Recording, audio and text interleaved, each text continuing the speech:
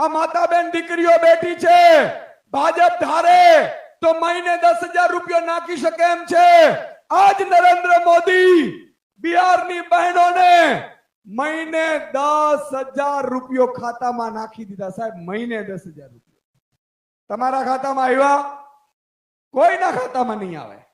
કારણ કે અહીંયા એમને ખબર છે, ભાજપ વાળા મિત્રો અમને કહેતા હોય છે કે સુદાનભાઈ તમે ગમે એટલા બરોડા પાડો, તમે ગમે એટલી વાર જેલમાં જાઓ, તમે ગમે તેટલી વાર ચીસો પાડો, પણ આજ ખેડૂતો, બનાસના ખેડૂતો, બનાસના મજૂરો, બનાસના નાગરિકો અમને જ મત આપશે.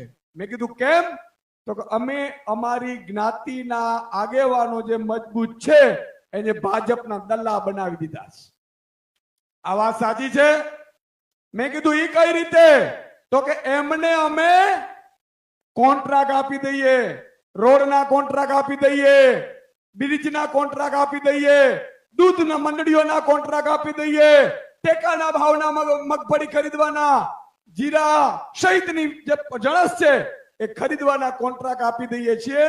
આના કારણે બનાસના ખેડૂતો ભરમાઈ જાય છે મિત્રો ભાજપની ચાલ.